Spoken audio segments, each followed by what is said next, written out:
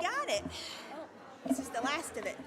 that was up there. That was not mine. This is not yours. That's church. This is yours. Nope, Nope. that's That was church. Ooh. I did not touch anything that was up there. Wait, these are my programs. Get out of the way. That's mine. But otherwise, if it was there, Oh, got your table. I did not miss. Got your table. And the flowers down here.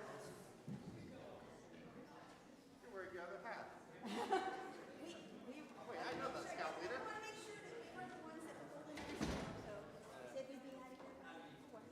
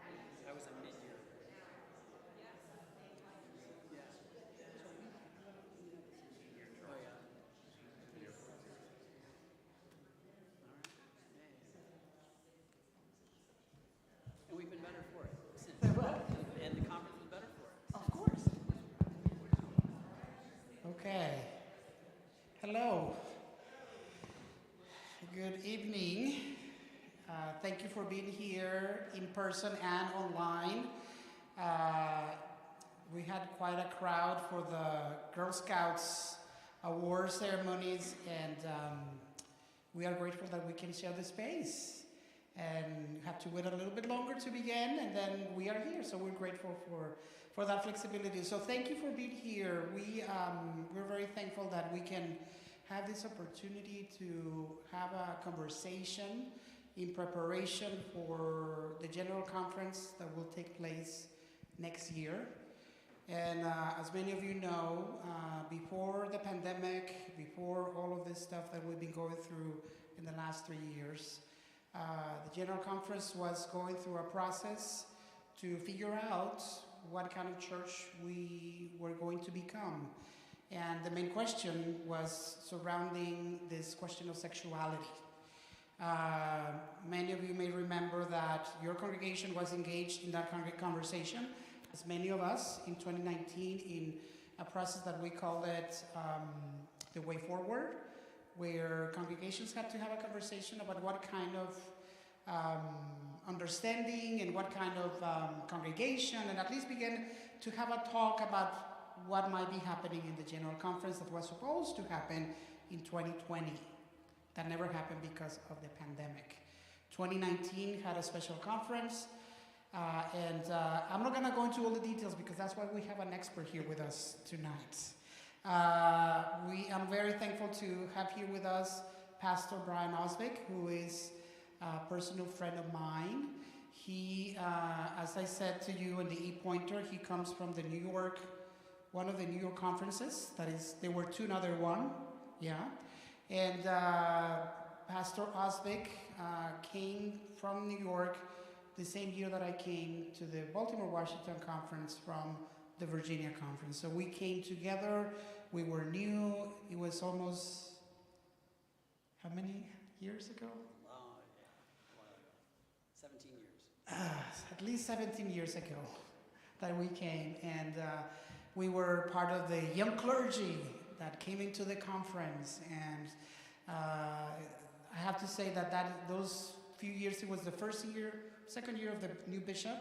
And Bishop Scholl, you may remember Bishop Scholl, when he came, he was very aggressive recruiting young pastors from other conferences. And Brian was like the top of the pastors in New York, and so he went after him, and then the rest of us came. But he was like the prize catch that the bishop was looking for, and then they got him, and then we all could come. But anyway, so we've been in ministry together, we have done things together, we have been good friends. Another thing about Brian is that he's currently serving at American University as the chaplain, Methodist chaplain, but also Protestant chaplain. The head of all, okay. Even better, he's the head there. But before that, he was serving at Georgetown University as the Methodist chaplain. Protestant. Okay, Protestant chaplain. But before that, he was a pastor to a local church. In fact, he was serving not too far from here. Linden Linthicum. Okay. And so he was familiar with all of this area, and he did a funeral service, a graveside service here some time ago. And so anyway, so Brian is also, he was elected to be part of the delegates who are going to go to, the 2020 General Conference, but now the 2024 General Conference. And to be elected is actually, it's a big deal to be elected, because you go to the General Conference where half of the delegates are lay, half of the delegates are clergy, and together they are really the ones who decide what the Book of Discipline is going to look like, which is really where our church constitution and theology and all of those things is decided. So Brian is one of those few delegates from our conference going to represent us in this conversation. He's also a super nerd about church stuff. He knows everything about the process. He, when we go to conference, we all are asking him questions about, can you do that? Robert's rules, he's your person. He knows everything about that. But he also is very well informed in terms of what is happening in different conferences, the conversations that are taking place there. And so I think as a conference, we are very blessed to have him go there, because he really understands this whole process and is actually able to advise other people to understand it better. So without further ado, I want to just introduce you to Bryant, who's going to be talking to us. So can we give him a hand of appreciation? And the idea is that he's going to share with us. He has a presentation, and then after he's done, we're going to open it up for some questions. And then I think we have people online, is you can also submit your questions, and then we'll share them with you. Okay? Thank you so much. I always sound better when other people introduce me than I introduce myself, right? Sorry, I need a little stand here for my props. Thank you so much. Will you join me in prayer? Gracious God, we give you thanks. We give you thanks for every small and large good thing we have experienced this day. We thank you for the joy of being able to gather, for the joy of being called together as a church, for the joy and hope of extending the grace of the gospel to each other and out into the world. So we ask that you open us to your Spirit that is already here with us, that you open your Spirit to us as we talk and listen, and that you open your Spirit unto us so that when we leave this place, we may be a word of hope through the way that we live with others. These things we pray in Christ's holy name. Amen. I'm grateful for that introduction. American University is a Methodist university. I spend a lot of my time telling people at American that. So if you didn't know that already, you are not in a lower spot than anyone else. American University sometimes forgets why they were founded. So my job there, I often say the faculty is what we teach, the administration is how we teach. My job is to personify the why we teach. Why do we exist?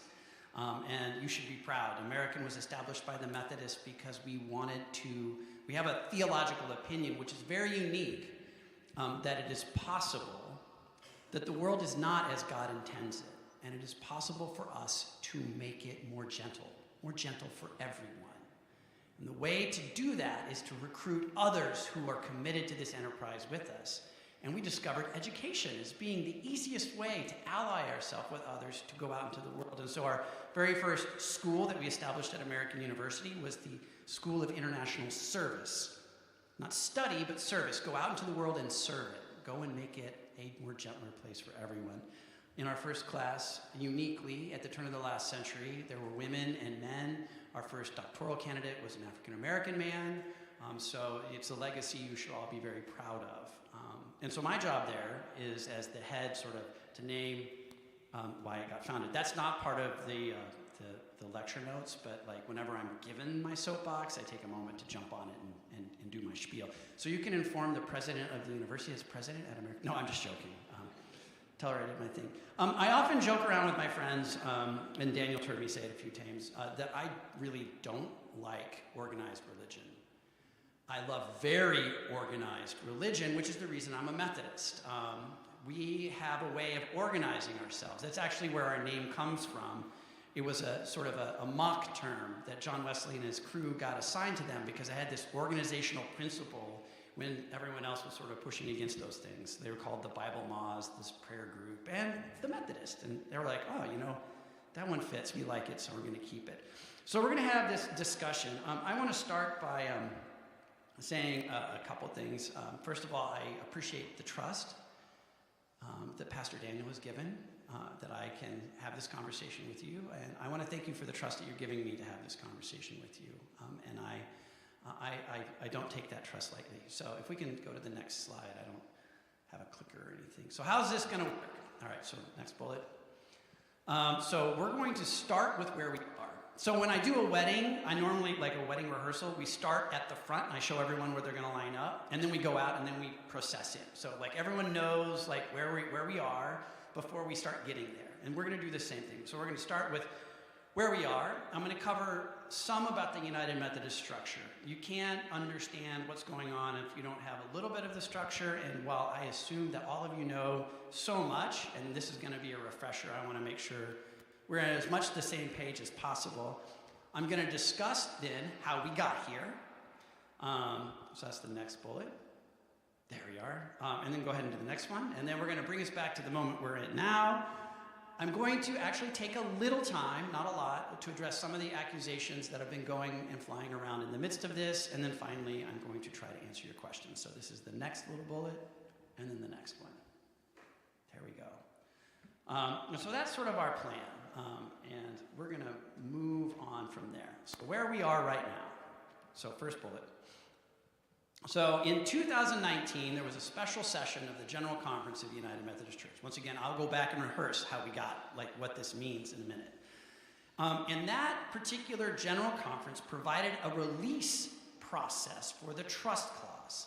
Congregations could, for the first time, exit the United Methodist Church with their property. Next bullet. This was an extraordinary decision. This had never been done before. I'm not like, that's not even just the flip, the joke about like churches, like, well, we can't do that. We've never done it that way before. This has never been done before in the history of Methodism. Congregations are under no obligation to have this discussion or take this vote if they understand themselves to be United Methodists. But there was this out for churches that were ready to leave, that wanted to get out of the denomination. And part of what you're hearing a lot of, and a lot of the energy around this, is that it has a conclusion, the next bullet. On December 31st, 2023, this particular clause of the discipline sunsets. So that is when, like, these paragraphs that were written in 2019 cease to be a way to move out of the denomination. Now, there are other paths. They are more costly and also like sort of legally entangled. So this is like that one moment in which we see the discipline really being open and available for sort of exiting out of the denomination if that's what you want. To understand this, we need to talk a little bit about the trust clause. So the next slide, the first bullet. The trust clause originates with John Wesley at the start of Methodism. I'm not even joking. The very beginning of Methodism, John Wesley, when he began sending United Methodist pastors at that point, Methodist preachers, around England, he decided he wanted to make sure, for a whole host of reasons, that these congregations were committed to the Methodist cause and committed to sort of this way of proceeding. And there's really a funny story about this. So he writes this trust clause as the Methodists moved from being like this street preachers to having churches, which was new. And as we started having churches, he wanted these chapels to be sort of associated and committed to this enterprise. And so he developed this trust clause.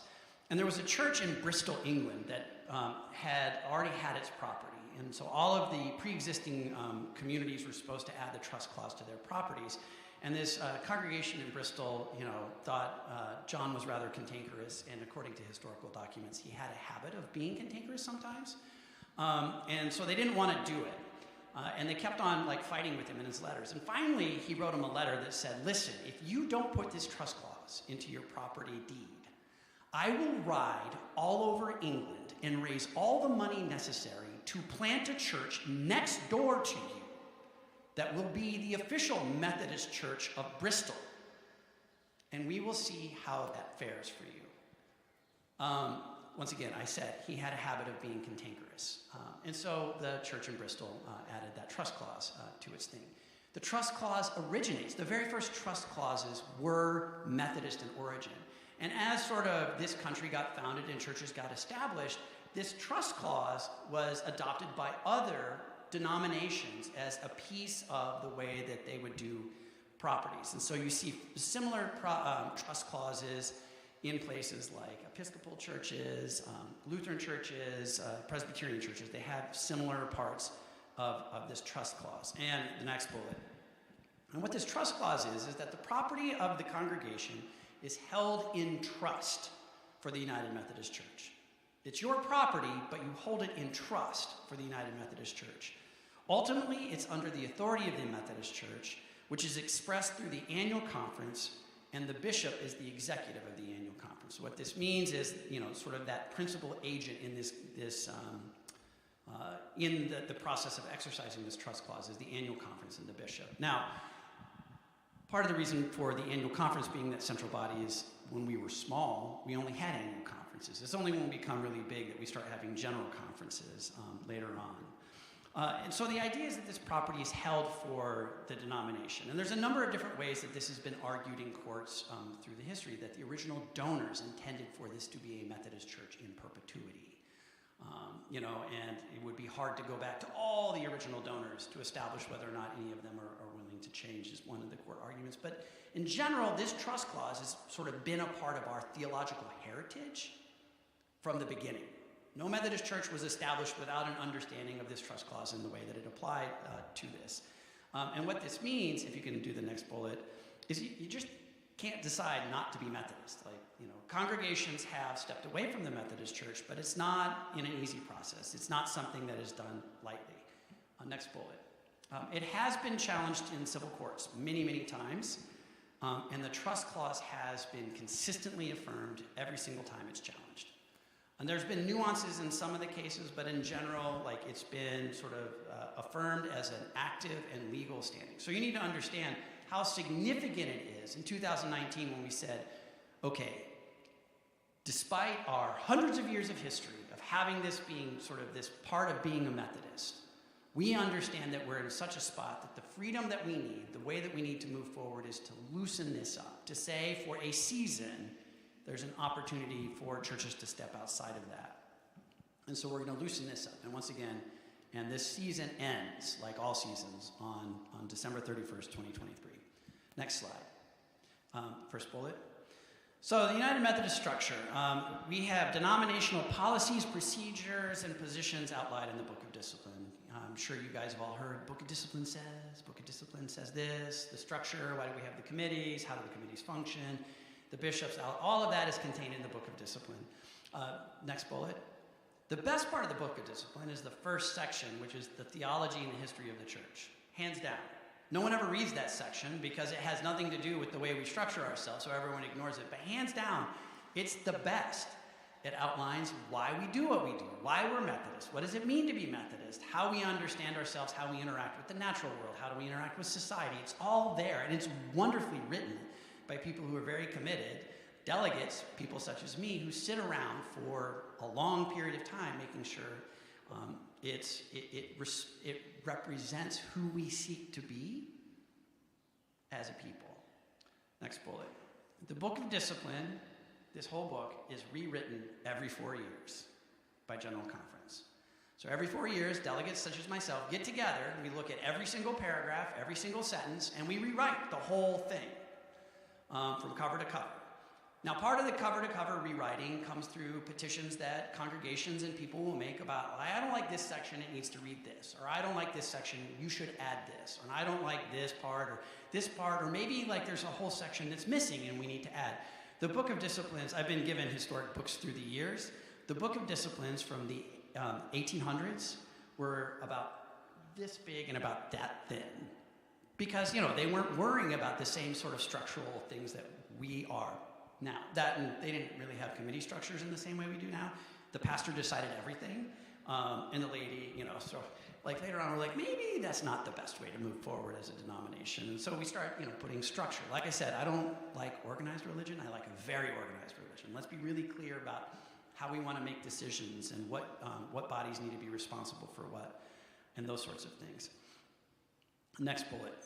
The only body that has the authority to say things on behalf of the entire church and to rewrite the discipline is the General Conference.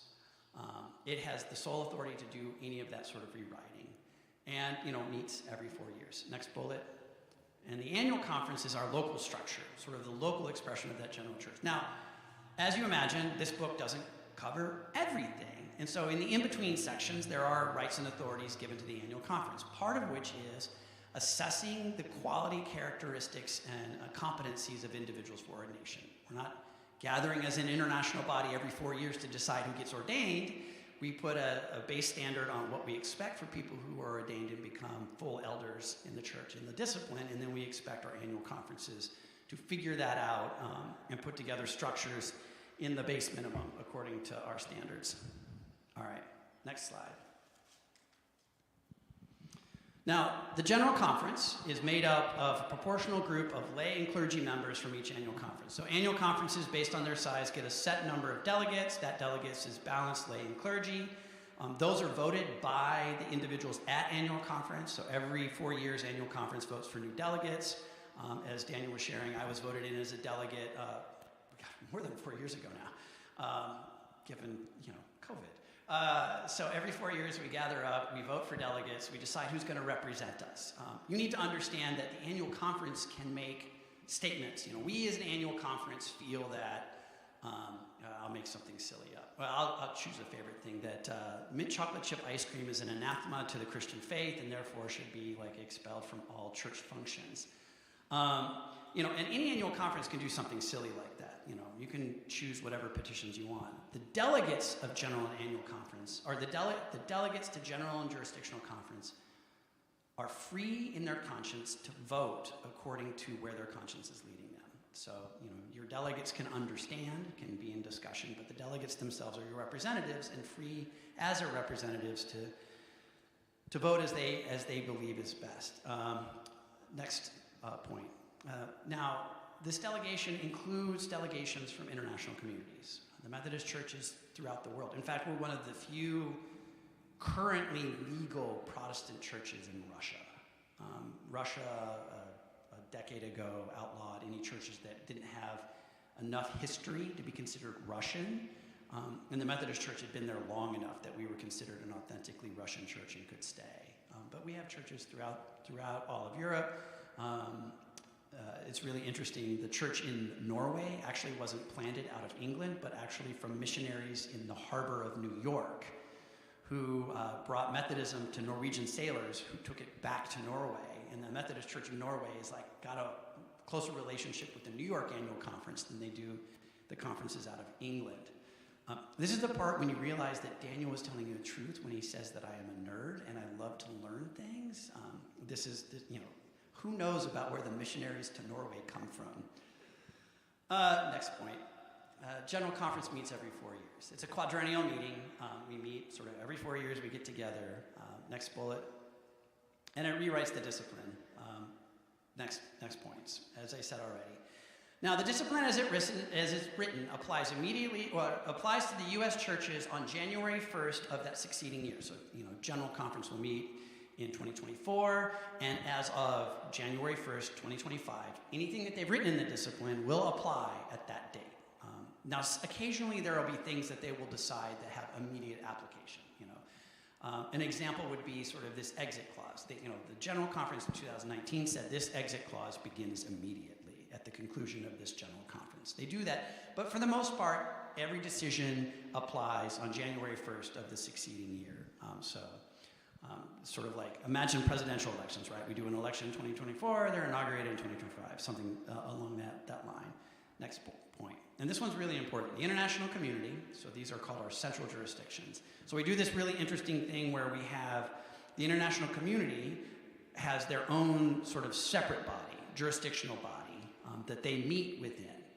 The international communities are able to reconvene after General Conference and amend the portions of the Book of Discipline that do not align to their context. Are you understanding? This is really important. So, when we'll have a debate in General Conference about mandatory retirement age, that's a great one to use. We set, at 72, when you reach 72, that's mandatory retirement age for U.S. work for clergy. That's what the discipline says. But when they go back to Korea, they relitigate whether or not this is an appropriate age for Korea, and they change it. Are you following? And they can do that with all of the different sections of the discipline. They're like, oh, this one applies, but this doesn't. Oh, you were talking about proportional representation of youth and grown-ups. Nope, we don't feel like that's appropriate, and so we're going to eliminate that. So the international community has the freedom to rewrite the portions that don't apply to their particular context. And part of the rub in all of this is, and yet they debate on all of the application, all of the stuff that applies to us. You following? So part of what we hear from the international community is like, we're really tired about fighting about your pension because we don't get it. It doesn't apply to us. It's immaterial. We don't want to debate about your medical care. It does not apply in our context. And so, like, that's the way it sort of gets expressed. But there's a lot sort of bigger application. Next bullet point. So, this is where we get down to the meat of it. The General Conference has been stuck. In 1972, now, sort of basic Methodist structure, there was a split, northern and southern churches prior to the Civil War, came back together in 1939. Fun fact, my great-grandfather was actually the delegate from Iowa at that meeting. Came back together and merged in 1939. In 1968, we merged with the Evangelical United Brethren. We went from being the Methodist Church to becoming the United Methodist Church, sometimes misspelled as the Untied Methodist Church, but most frequently Methodist. Some of you get that joke. Yes. I can't tell you the number of times I had to go back. I made untied actually like a non-word in my dictionary because of how often I'm typing too fast. So in 1968, we merged with the Evangelical United Brethren. And by the way, like just last week, this becomes sort of vaguely important. In 1956, just last week, we celebrated the ordination of women, the first sort of ordination of women in the Methodist Church, and the affirmation of full orders for them by the General Conference of 1956. And there was a lot of fighting still going on around that. There was a lot of fighting in 1968 also going around integration. In 1968, when we merged, we got away with central jurisdictions. And central jurisdictions was where all non-white Methodist denominations had to exist. Both their pastors and the congregations existed in a separate system than the white churches. And in 1968, we got rid of that. We said, okay, like separate but equal is not working. And we sort of understand it now as a nation. And so in 1968, we brought all these bodies together. So there's all this tension going on at that time. And in 1972, language was added to the discipline that homosexuality is outside of the gospel teachings. It never appeared in the discipline prior to 1972. And we can talk about the cultural and social things going on in 72 that brought rise to this, but it got added to the discipline. And since then, we've been fighting about it every 4 years since 1972. Now, the fight gets louder and louder as we move through the years, right?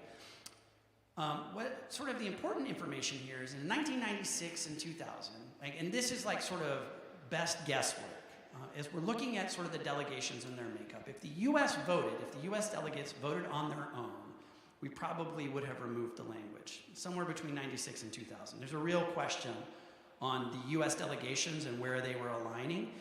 At that same time period, there was a recognition that our international communities had become quite significant, and that their proportional voice was expanded, as it should be.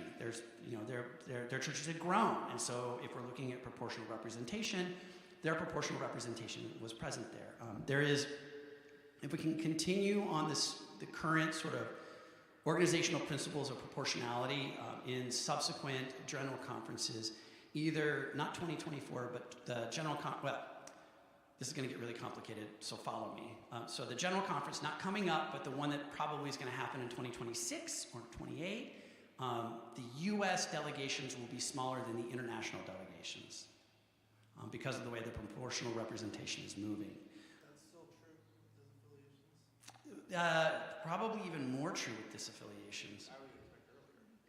Yeah, so that will come back around to why we have to look to 2024 and 2026 or 28 because there's some complicated administrative things going on with the reason that 2024 is going to be at the current proportionality. And that's a great question, and if I don't have it answered well, please ask it again. In 2004, now I'm adding 20s to this. In 2004, the church really, this fight became so loud that we weren't able to do a whole lot more than have the fight. So in 1996, they did this really significant changing in our understanding of ordination. It was a big deal, having to do with the order of permanent deacon, and that's not really relevant to the conversation we're having now. But they did some significant changes to the discipline. And since 96, we haven't been able to do anything because all we've been doing is fighting about this issue. And we've just stayed there. And it gets worse and worse. In 2012, there was an entire attempt to reorganize the church that got basically tanked because we were fighting about this issue instead of getting around to sort of resolving some of the complicated administrative things on reorganizing the church. Like, we have been so stuck that in 2016, when they were trying to move stuff forward again, everyone was so frustrated that the leaders of significant, large United Methodist churches across the U.S. and across the globe asked the bishops, which is unheard of, to give us a way out of this fight. That we were not being who we were called to be, and that we needed a solution. And as the best people to convene a community of people to figure out a solution, it was asked of the bishops. The sort of leading spokesperson at the time was Adam Hamilton out of Church of the Resurrection in Kansas City. He was like the one who got to the mic and like made the plea, who was followed by Mike Slaughter and a bunch of other delegates who said, bishops, we need you to stand up and take leadership now and give us a way out. And so then this happened in 2019. Next slide. There was a special session called for February of 2019. Extraordinary. It's between seasons, right? Like the last one was, prior to that, was in 2016. We're not supposed to meet again as the General Conference until 2020. The idea of the special session was that they would make particular votes that could then go to the annual conferences if constitutional amendments were made. Constitutional amendments require every annual conference, every voting member of annual conference, 2/3 of them to agree. I want you to understand how hard it is to change the Constitution. Right? That's a high bar. Every voting member of an annual conference has a vote on constitutional amendments. And it's not done in aggregate. It's like every vote counts towards whether or not we reach the threshold necessary to change the Constitution. So the idea was we're gonna have this special session. Go ahead, next slide, next bullet point. We're gonna have this special session. Any constitutional amendments that need to go to annual conference can be done. That annual conference season, which is normally May, June, July-ish of 2019, so that when we get back together for General Conference 2020 in Minnesota, April, May of 2020, it's going to be awesome, and we're going to be able to move our way out. And so they offered a proposal called the One Church Plan, which was sort of an opening on like how we could sort of exist with a plurality of theological opinions around sort of LGBTQI inclusion inside of our communities. And it was rejected by a very narrow vote.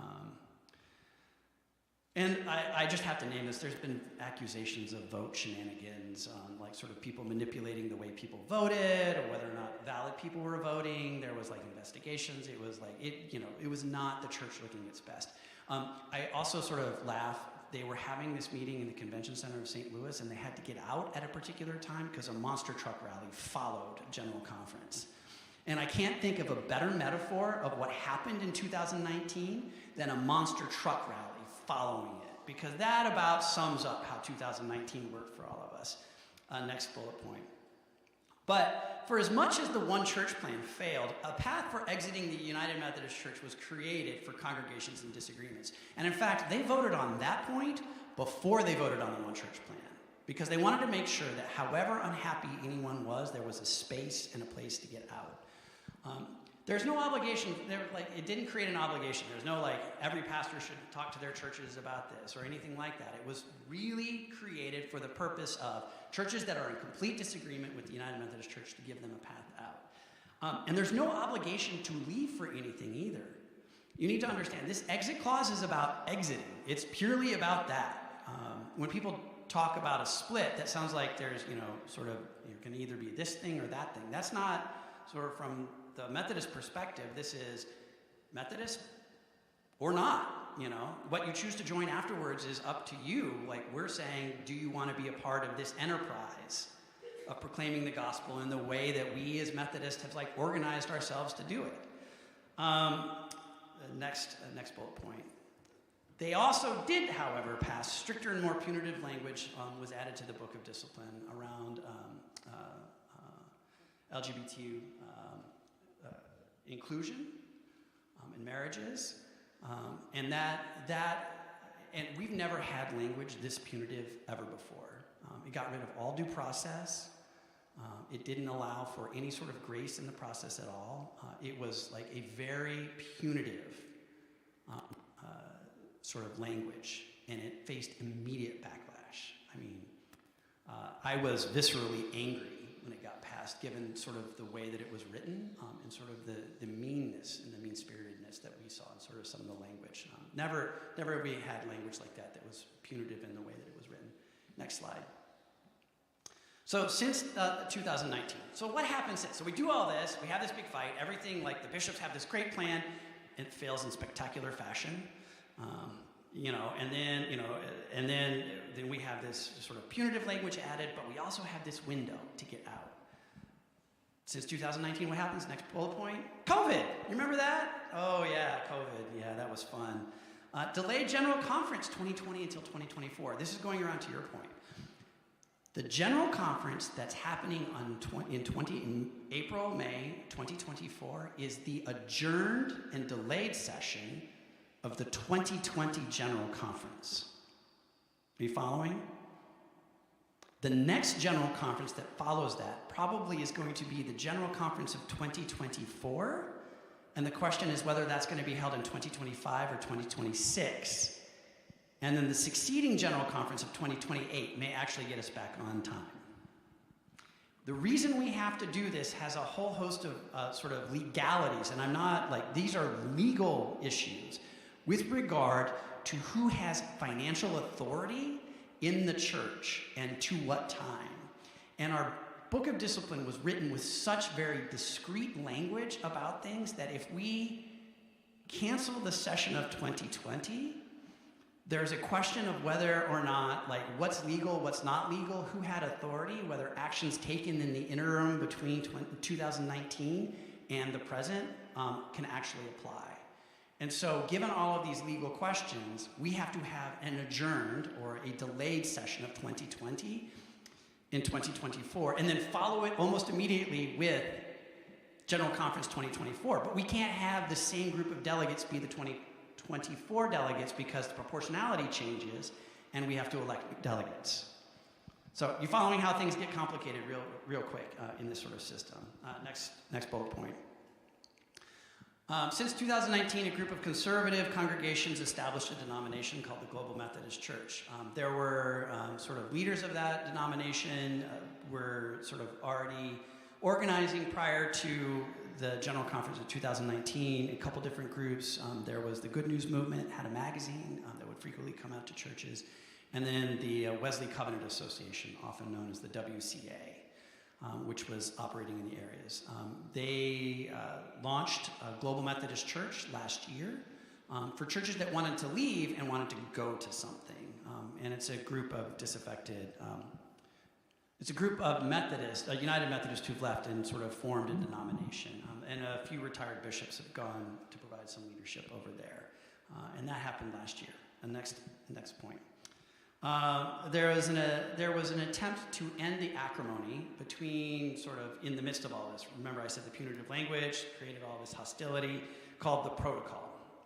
The protocol was this negotiated settlement on like how we can get out of this and how churches can leave and how this group of clergy who are part of the conversation, because we knew who the leader, people knew who the leaders were from all these groups, right? So we got the leadership from all these groups together when they were still Methodist and said, what's it going to take? Let's negotiate a settlement. They had a trained settlement advisor who came in and worked with them through this, and they came up with this thing called the protocol. There's no general conference to affirm anything in the protocol. It's a proposal that has to go to general conference to be affirmed. People will frequently talk about it, but it's just one proposal out of amongst many that will go to general conference to be affirmed. Bishop Littrell Easterling was a part of developing the protocol on the path forward. Next slide. And then another group convened by the bishops primarily from the continent of Africa put forward a proposal called the Christmas Covenant, and you'll hear about this as well. And what's interesting about the Christmas Covenant is, first of all, the bishops who called together this group were the bishops out of the continent of Africa, and they basically said, we're tired of listening to Americans fight, and this is harming us as Methodists in the continent of Africa. Every time you appear in the news, it's making us look silly too, and we need to figure out a way out. And what they came around to was, we need to let the United States be the United States, and our communities be our communities, and give you the same flexibility that we enjoy having our own central jurisdictions. And so what they proposed is a more regionally responsive structure in which there will be sort of that core tenets, so like the theology, the history, the bylaws, all of that will be what the General Conference debates and decides, the constitutional amendments. And that the the general conferences or the regional conferences of each of these sort of national gatherings will then be able to decide in the boundaries of the Constitution what makes sense for their context. So communities from outside of the United States don't have to argue about our pension plan anymore, which they don't get anyway. We get to argue about our own pension plan internally, which, by the way, if you want to watch a heated debate in an annual conference, go to when Pensions presents. People get fired up. So this group of African bishops have proposed this Christmas covenant. It has a bunch of people who've signed on to this idea. Protocol and Christmas covenant are two separate things. They are not in conflict with each other. They're just two different ideas, and both can exist. And the final point. The established date for the closure of opportunity to leave the denomination remains December 31st, 2023. I want you to understand that. That date hasn't changed since 2019 in February. And this is my opinion. At this point, I'm going to tell you this is just me, Bryant, who reads a bunch of stuff about Methodism and sort of reads what the bishops have to say out. I don't see a lot of interest on seeing that date extended. So in my mind, December 31st, 2023 is going to be the conclusion for this season of communities deciding to leave the denomination. I don't think there's going to be an extension of that because there's been some conversation about whether or not more favorable sort of opportunities to leave will exist. But the more and more I read and the more I hear from leadership, the less and less sort of appetite I see for the possibility of moving that date forward. Next slide, please. I just want to briefly move through some of this misinformation. First bullet, the first bullet of this slide. There we go. The Trinity is not being debated. I've heard this one. We're not debating the Trinity. Any person, as I told you before, can put forward a proposal to the General Conference. There's not a wide debate about whether or not we believe in the Trinity. That's considered core Christian. I haven't heard anything like that. The articles of religion and the confession of faith are not currently being debated. The Bible is not being debated. We discuss how to understand portions of the Bible as we have since our founding, but the Bible itself as the book and what's in it is not being debated.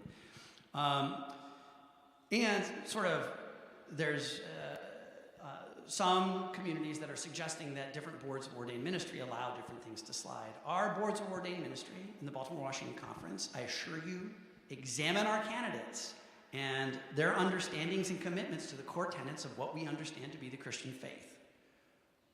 I have not seen a candidate come through who hasn't had to ask, well, what is the Trinity and how do you understand it?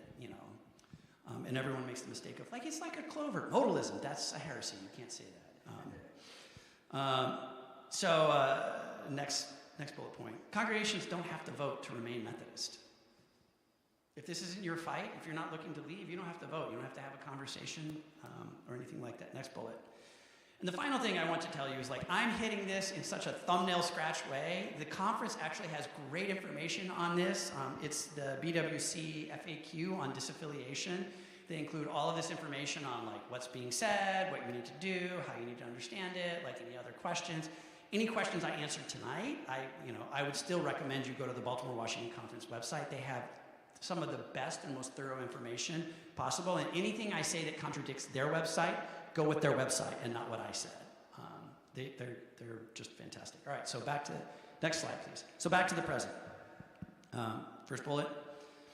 The current path remains available to congregations to leave. Wow, that's funny. They're going in different order. BWC established its framework established its standards within the 2019 framework. Go ahead and do the next bullet. They're sort of out of order. Just click them all. There you go.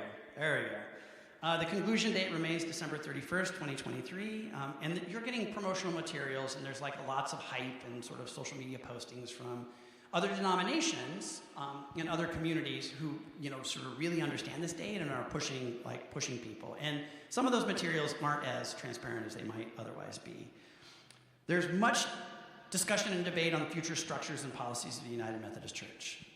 And as I said, the postponed General Conference of 2020 is going to happen in 2024. And we have a sense of what that structure is going to look like, but currently we're in that debate phase, right? Nothing happens until they gather. Next slide. And in the midst of all of this, I have something to say about you, Mount Zion United Methodist Church. I have had meetings. I believe that they had the pre-conference clergy meeting in this room where I was affirmed and my orders were brought into this conference. I've done at least 2 internments across the way and participated in a few services here when I was at Lynn and Linthicum. And just as a side note, I remember when I met that congregation, I said, have you ever thought about changing your name? It's sort of we're not in Linthicum, Maryland, and it's a little bit of and they're like, no. And I'm like, oh, all right, I got it. And so I embraced it. So you, first bullet, you've continued to proclaim the gospel of Christ to this world. You've worshiped together on Sundays. 195 joined online this Sunday, right? 196. 5 or 6, I don't remember anymore. You've baptized infants and new persons to the faith. You've welcomed new persons to the Christian life of faith in this community with you. I know former members who've found a home with you since I moved from the area. I've done funerals here. I've seen you comfort those who've known loss. And you've sought in your own way to make this world a gentler place. In spite of all of the nonsense I've just talking about, this is who you really are. Giving and serving beyond your local church. Let me see. Open Doors Food Pantry, Winter Homeless Shelter, Sandwiches for DC Homeless, Camp Hope, and ASP. Rebuilding Together. I remember doing that with y'all when I was at Lynn and Linthicum. Salvation Army of Howard County, Ames Church Support, Volunteers in Mission and Disaster Response, UMCOR Support, and the Hopi Native American Reservation, where you support a school and you go and do good work. Like, in spite of all of this, this is who you are, and this is where the gospel comes alive. The other stuff is how we structure ourselves to make possible what you're doing here, and it's good. It's a wonderful voice to hear in the world.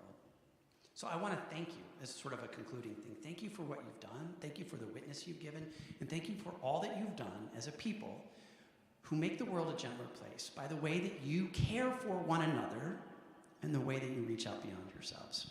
So thank you very much. And now, at this point, if you have any questions, I'll do my best to answer them. So thank you.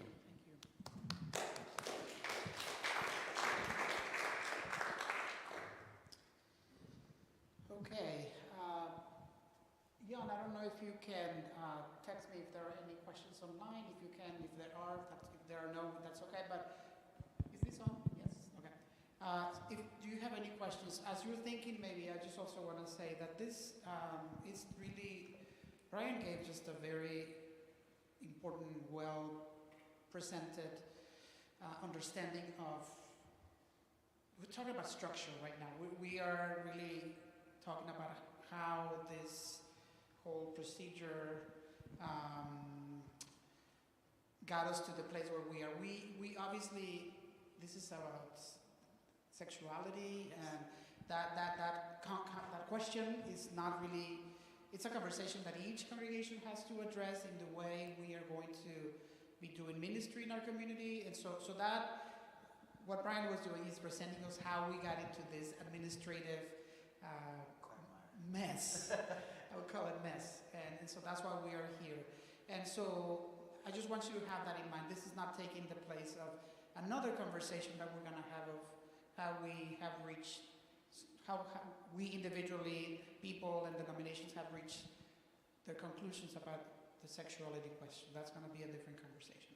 But this is really about the process, the organization, and how we're trying to untangle all of this so that we can continue to move forward as not just as a denomination, but also as individual congregations.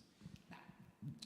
And I want to affirm that and say that sort of the question on LGBTQI inclusion and how you want to be in ministry with individuals like that is a whole different conversation, and it involves its own sort of study and reflection. Right. Any questions that you might have of this whole process that Bryant has described to all of you? So I'm Alan, if anyone's watching online, I don't know. I mean, just to sum up, right, and the reason why I asked you about whether we're already a majority overseas church, I would guess that we probably are. So the delegates who are voting with you next year were elected in 2019.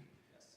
So there are more of them, and they are more conservative than would be elected by the remaining churches that are not disaffiliated in the southern United States. Correct? Give or take. Give or take. So that's an interesting question, and this is based on speculation on what we know of the delegations. The United States actually voted for the most progressive group of delegates that it's ever voted for. Individuals that were very involved, sort of on the more sort of traditional. That's not even a fair word. More conservative side. A lot of their leadership didn't get reelected, which was shocking to them. And we're talking about big names and big voices who were not elected delegates out of annual conferences in which you would suspect they would be. The vote, because of that, there's a real question, like if we're doing vote counting, like where the vote really sits. But certainly the next time around in 2026, it would look more international. That said, the international community, particularly from nations of lesser economic wealth, feel like they've been pawns in a game that they don't want to be a part of anymore. And that's going back to the vote shenanigans I named before. And because of that, part of the Christmas covenant is actually coming out of the experience of those African communities saying, like, we're tired of you all using us as political toys in the fight you're having, and we don't want to be a part of it anymore. So there's real questions on, like, so the question on where the international community will vote is really sort of become interesting because there's a sense that there's an interest from the international community to see the U.S. move into this sort of regionally responsive opportunity. So that's not a way, but you're right. If it's structured as it is now, the international community will have a larger vote than the U.S. the next go-around, most likely. And I think my concern here, right, is that, as you said, it is very difficult to amend the Constitution. So de facto, it takes one WCA member to raise a question of law, to send it to the Judicial Conference, to blow up a portion of your petitions that you write into the book, and now we're in a spot where we're looking at a minority blocking the majority, as you suggested they may have been doing for 20-some years. So I guess my question being, do you see hope for people who are not okay with where things are at the moment? I absolutely do. And I really do think it's on this regional Christmas covenant. There's a lot of energy and a lot of positive commitment to the Christmas covenant from all over the international and the U.S. community. So I think that the Christmas covenant has a real opportunity to pass, which will involve some constitutional amendments, to your point. But we're seeing a lot of the community members who would normally sort of skewer things in that way leave the denomination and want to see this pushed through. So I have real hope. I have real hope that the Christmas covenant will pass.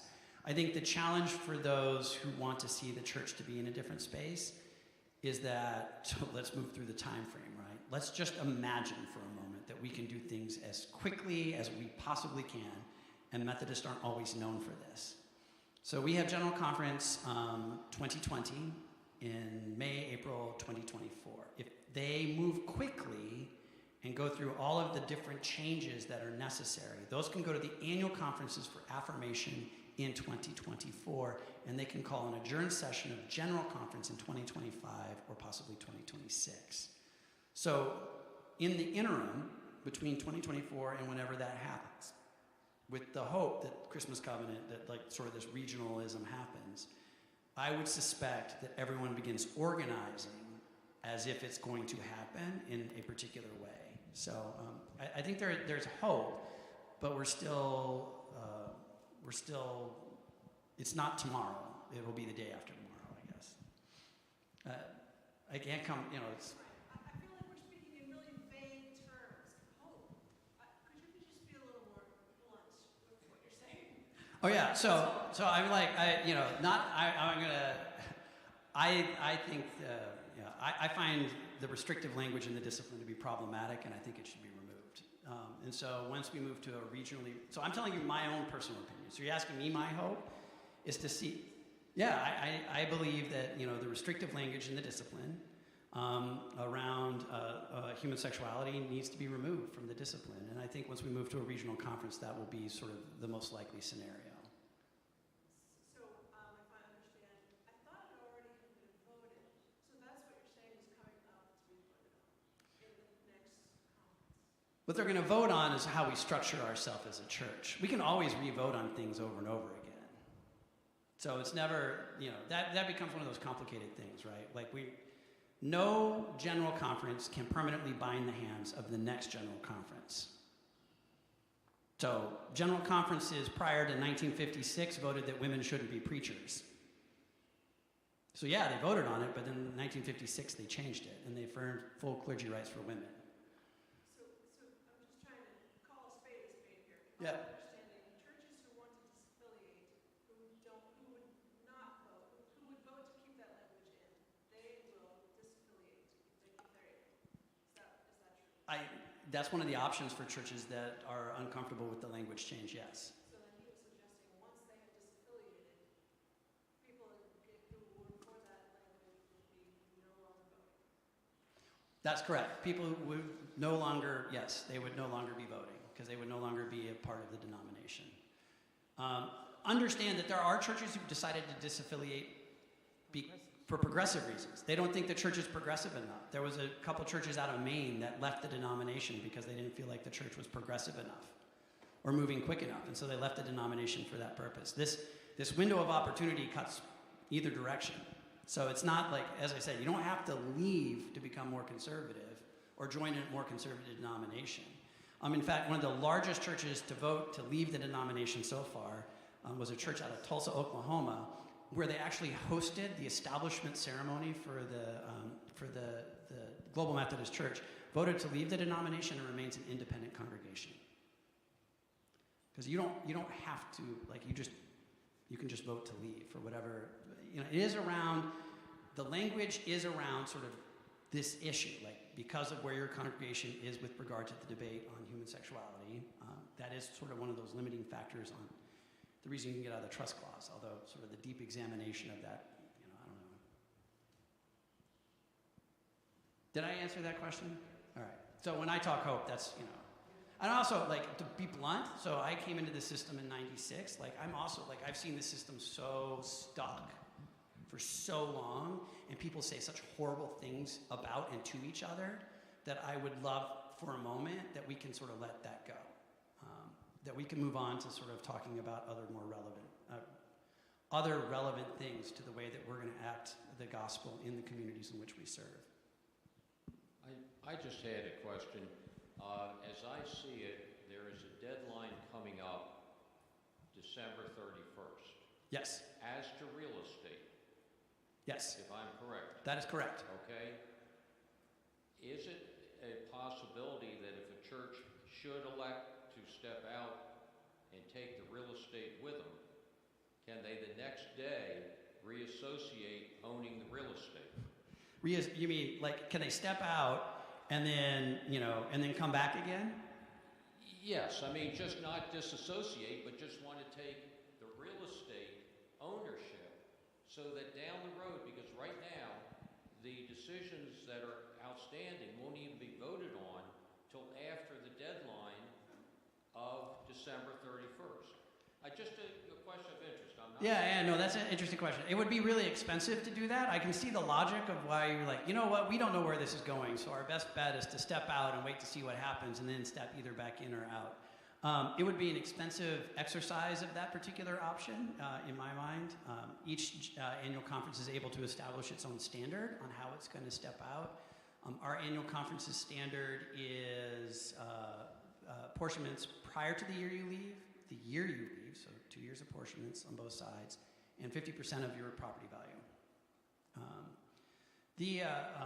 The thing about stepping back in is sort of an interesting one, because in all of this, that conversation hasn't been had, and I've been working with others going, okay, so what do we do if someone who's left decides, oh, we want back in? Like, where is the language, or how do we begin to move through that process? And currently the discipline leaves us very little. And so we effectively have to recognize a returning church as a new United Methodist community and move through the process of like pretending like you're a brand new church in the Methodist church. It's an easy process. It's not like an expensive process. It's just sort of, it's sort of been an interesting sidebar in all of this. Is like, wait, we haven't talked about what to do if people decide they want to come back yet. Yes. And then if you decide to reassociate with the United Methodist Church and become a new Methodist church, you come back under the auspices of the trust clause. Absolutely. So you spent all that money to get out of it, and then you're right back in it. You're right back in it. Right? Like, it is a core, like, it is, it causes a lot of tension, and I get that. Like, I've lived in the midst of, local communities and talking about how that applies. The university, AU, if it stops being Methodist, actually has to buy its property from the Methodist Church. So you can imagine how 2019 felt to our president when our students got a hold of this and were like, how can we be Methodist?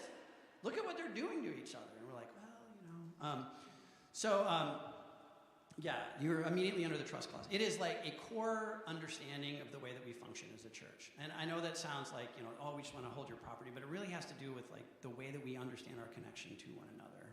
And it has, in some ways, linked to appointments too. John Wesley was concerned a board of trustees would, decide that they don't like something unpopular, and this is his way of sort of dealing with that.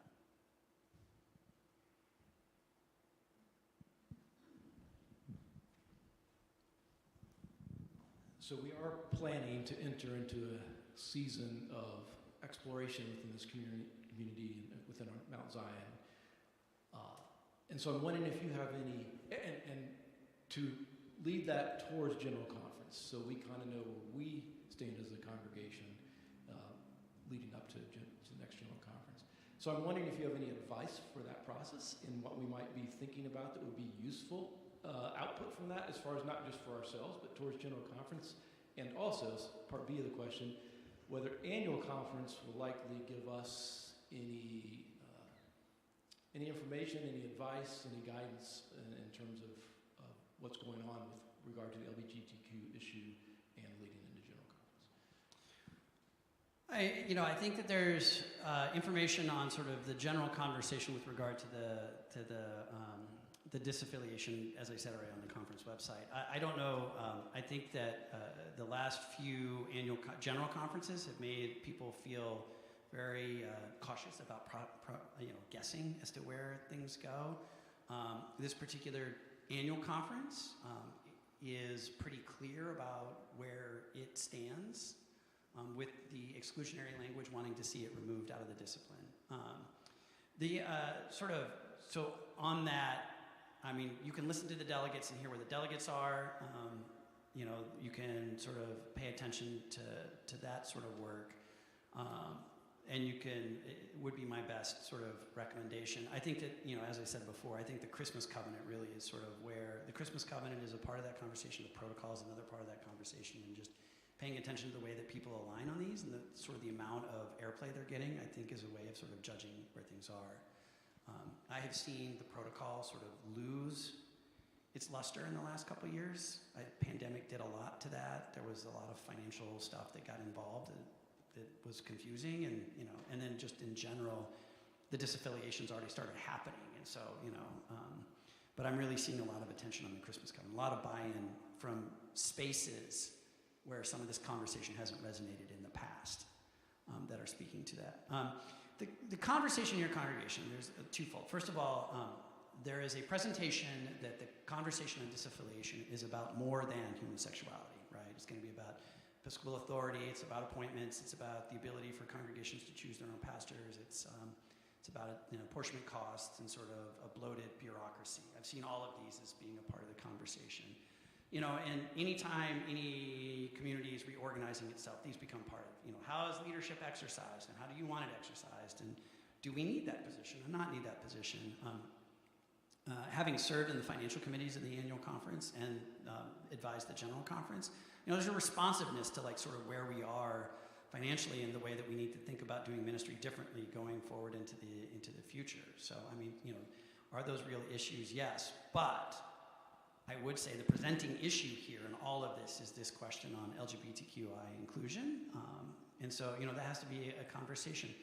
That said, understand that there's space for communities to exist who aren't completely aligned with each other on sort of their opinions on where inclusion may or may not be.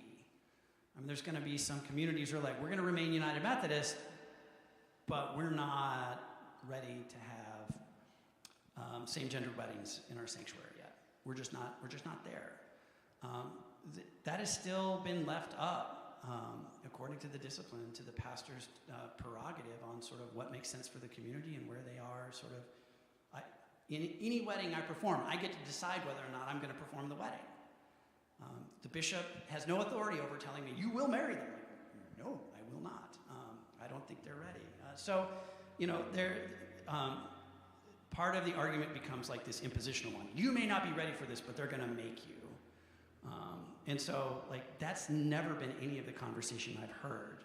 But there's been a question of, can we open it up for the possibility for those communities that are ready, that want to be in sort of this full ministry with LGBTQI plus persons, rather than denying sort of an aspect of ministry from them because that's what our discipline currently does. So, I would be I think it's really important to be forthright about that's the presenting issue, and so it's one that you have to be in conversation with. For as much as people may present it as being something more than that or not about that, that's been the presenting issue since 1972. So I think, being faithful and fruitful and pointed in that particular thing. The other sort of one cautionary thing is there's been a lot of sort of propaganda. There's a young man out of Boston University who's doing some ministry in drag, who's getting a lot of attention in conservative, sort of social media and stuff, because, it becomes the most outlandish thing that we can point to and say, isn't this crazy? What'd your congregation do with that? What if they assigned them to your church? That's not the way the appointment process works, for as much as it sometimes feels like. That's not the way it works. And this is an individual who's in seminary trying to figure out how their ministry is taking root and what their ministry is going to be about.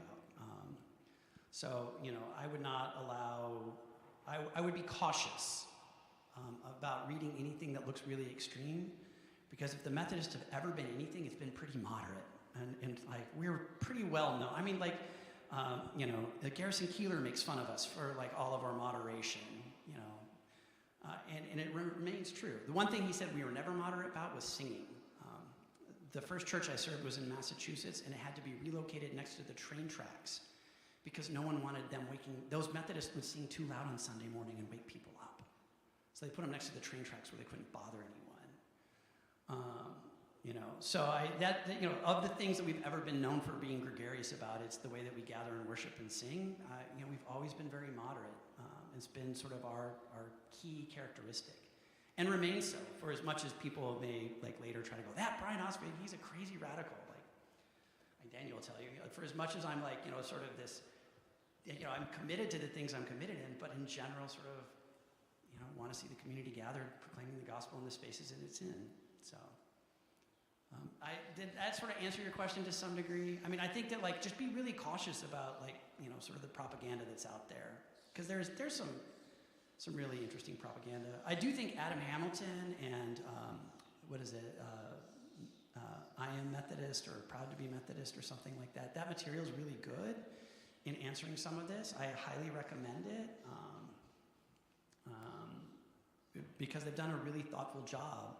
And just like all typical Methodist stuff, instead of responding with a lot of, sort of, we're going to set this thing on fire, it's been sort of very moderate. Oh, well, people say this, but that's not, this is where we are, and this is what we believe, and, so, anyway. That would be my recommendation. I have a question. I think, is this yours, Jan? Or? Okay, yeah, there's two questions. Is there any correlation between the unexpectedly elected delegates and the founders of the GMC, Global Methodist Church? Is there any correlation between the unexpectedly elected delegates and the founders of the GMC, Global Methodist Church? I don't think so. They were always planning. I mean, like, seriously, since 1996, there has been a gathered group of sort of more conservatives who've been petitioning for an exit from the denomination. You know, in some ways, this is my opinion. What happened in 2019 was, oh, if you're not going to let us out, we're going to poison this well all the way. There's been a movement inside that community to try to figure out an exit to get out from underneath the Methodist, or to move outside of the Methodist Church for decades now. And I think it was always part of the plan. So I don't know that those are directly related. They may sort of precipitate its speed, but even then I doubt it, given what was going on in the protocol. Okay. Then this next question is there a through line between the punitive language you referred to earlier and the structure and doctrine of the Global Methodist Church? Yeah, we see that punitive language in the Book of Discipline. The last time I read their Book of Discipline, they have very similar language. I think it might even be a little bit more punitive than what we have in the Book of Discipline as it's written in 2019. I mean, I haven't read the most recent, this may surprise you, I haven't read the most recent discipline of the outside group that doesn't like me very much.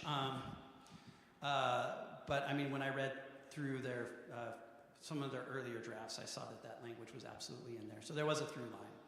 Whoever asked that question back there. I was asking that in relation to because I've read through a lot of their website stuff, and if you dig down deep in their website where they start talking about how their church is structured, they very explicitly call out that they do like annual doctrinal reviews of pastors and beliefs of each church so that they have rigid doctrinal structure of their churches. Yeah, that was my read, is that they're going to make sure that everyone's on the same page with their doctrinal structure, and if you don't agree, they're going to, there's immediate and punitive measures that can be taken against you. Really strong punitive measures that can be taken instantly. Oh yeah, it's like, I think if the presiding superintendent has questions, you can be immediately put on leave of absence until a full investigation can be conducted, and going back to that, explain the Trinity now. Well, it's like a clover leaf. Ha ha! That's a heresy, you're out. It'd be very quick. By the way, the answer is the Trinity is a holy mystery which cannot be comprehended with human reason. Anyone who responds otherwise is telling you a heresy. I'm not joking, that is the official church stance.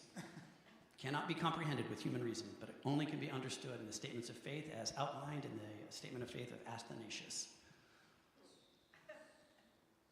We believe in one God who is three, but remains three separate persons who is one. Sounds like you went just to confirmation class. Yeah, I torture young college students all the time. That's right. Are there any more questions for Bryant?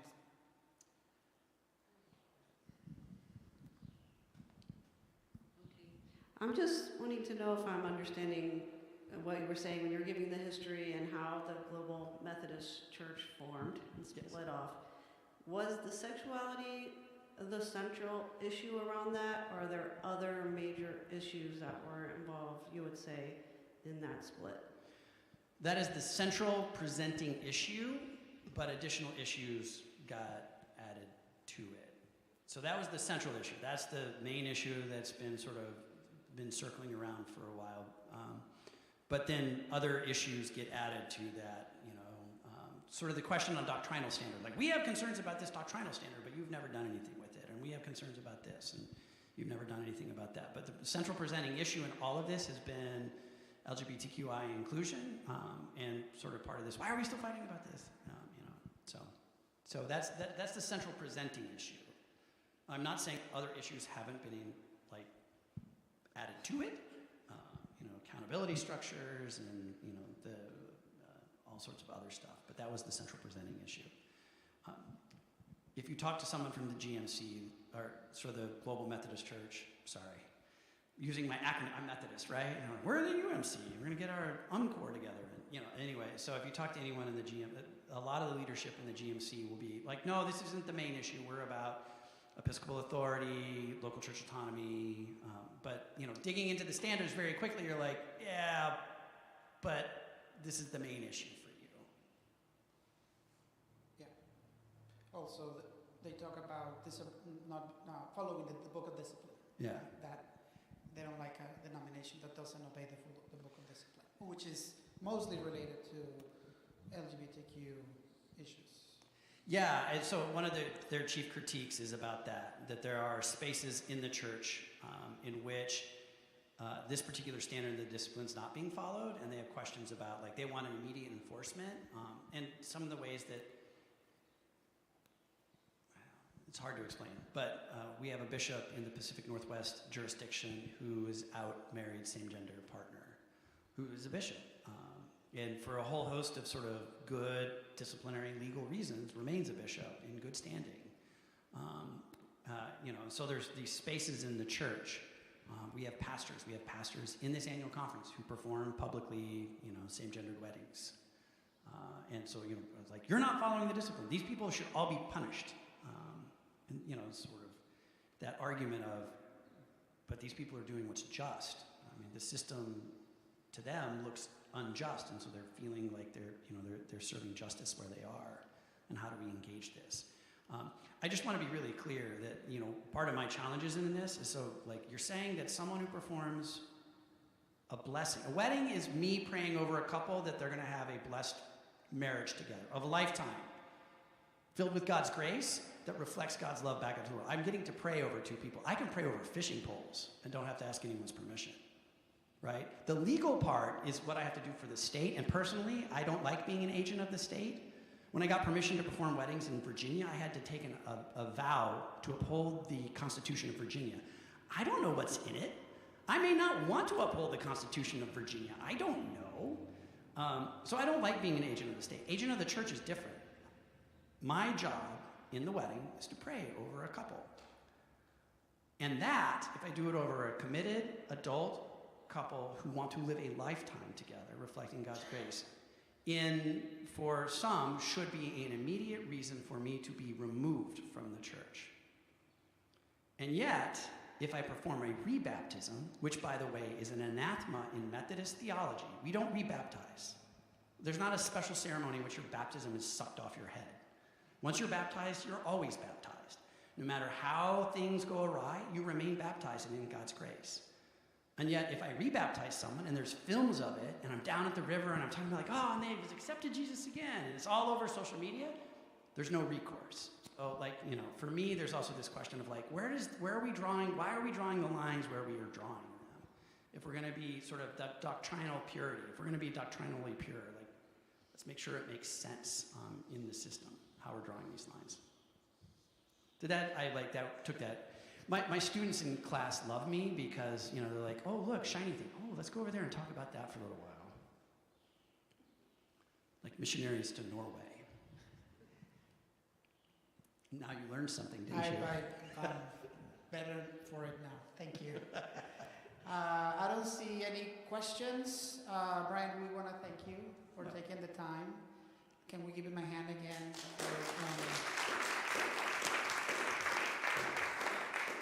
Let me again express what I did at the beginning and towards the end. Like, I appreciate the trust it takes to have someone come in here that you might sort of know about because your pastor knows him, to listen to me, to assume that I'm being open and honest, and telling you the things as I perceive them and I understand them. And I appreciate the amount of trust and honesty that you all have had with me. And I've hoped that I have expressed that back to you by being sort of frank and clear. And I really appreciate that. This is, I am sincere when I look at what you've done, what I knew about you guys already historically from my time at Lynn and Linthicum, jealously, to what I know you continue to do with your wonderful pastor, Daniel. Yes, he's my friend, but, I also think he's an amazing Christian pastor. You were so blessed to have him. What all you've done to proclaim hope to a world that really needs this message of hope so much right now. Needs to hear that there's a community of people who gather themselves together in fellowship and love. And in that love, like, it overpours, it overflows, the cup overflows such that it goes back out into the world and speaks hope and grace and love in other spaces, because there's so much of it already contained here. So I just want to thank you. Thank you for that trust, and thank you for letting me be a part of this blessing that's overflowing into the world. Thank you so much. Thank you, Brian. Well, can we do a prayer? And let's pray.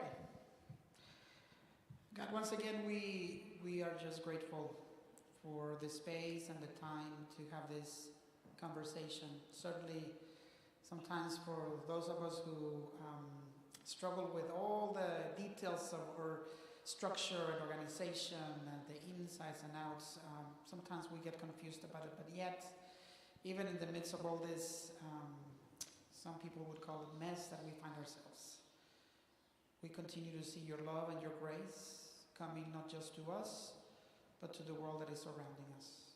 I'm grateful for Bryant's ministry and for his willingness to share with us his experience, his understanding, and his care for this United Methodist Church. I think we all agree, there's no perfect church. There is not a church where all people agree 100% on everything. And actually, that's what makes the church beautiful. That creates space for all of us to care for each other, understand each other better, and still be together even when we do not agree on everything. I continue to learn that certainly division is an option that cuts ties with each other, and that's, I don't think, what you call us to be. You call us to accept difference, a difference that can nurture the way we understand who you are and the way we need to love our neighbors. So thank you for this conversation. May we as a congregation continue to grow in the service and the calling that you have given us. And may we continue to be a place of refuge, a place that shares the blessings, the overflowing of love that you have given us, so that people may continue to know your love. As we are ending this week, may we begin tomorrow with excitement, with possibility, with new life as we enter the world to serve you. And once again, thank you for this time. In Christ's name we pray. Amen. Thank you. Thank you, Brian. Thank you.